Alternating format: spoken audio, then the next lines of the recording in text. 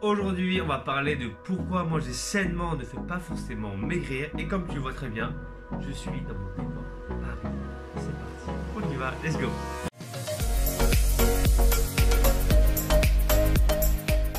Alors, pour ceux qui ne me connaissent pas, je m'appelle Thomas Jong, expert en perte de poids sans cardio. Et aujourd'hui, je vais t'expliquer pourquoi le fait de manger sainement, ça ne veut pas forcément dire que ça va te faire perdre du poids. Oui, je m'explique, attention. Ça me pète les yeux, mais c'est pas, ça faisait longtemps. Oh la vache, ça, c'est dur. Yeux de chinois. En fait, j'ai déjà des yeux de chinois, donc ça sert à rien de le faire. Alors, il y a beaucoup d'aliments en fait qui vont être sains, mais qui vont être très caloriques. En exemple très simple, on va avoir l'avocat, le beurre de cacahuète, les pistaches, les noix, etc.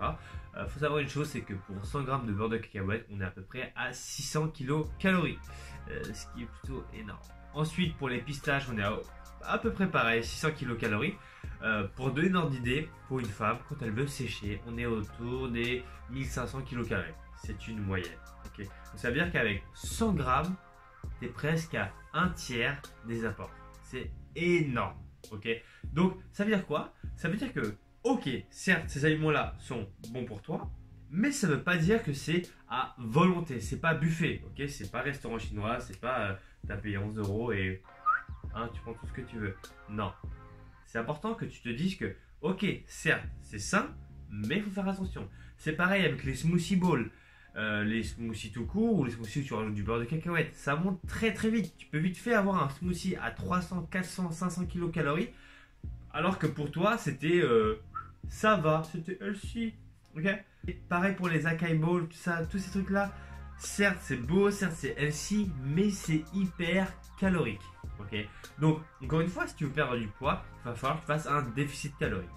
Je te dis pas de manger des aliments pourris, mais je te dis juste que manger des aliments sains, c'est bien, mais il faut que ça compte dans tes macros. Ok, dans tes macros et notamment dans ton déficit calorique. Si tu viens de me rejoindre, le déficit calorique, c'est tout simplement le fait de manger moins que tes apports journaliers.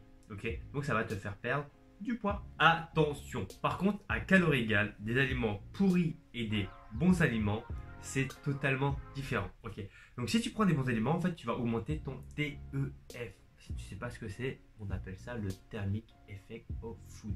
En gros, c'est la dépense énergétique que tu vas engendrer par rapport à l'ingestion, à la digestion de tes aliments. Ok, en fait, pour les aliments ultra transformés, ton TEF est très bas. Ok, à l'inverse, pour les aliments dits complets, plus naturels, tu vas augmenter ton TEF à peu près de 15%, de 10 à 15%.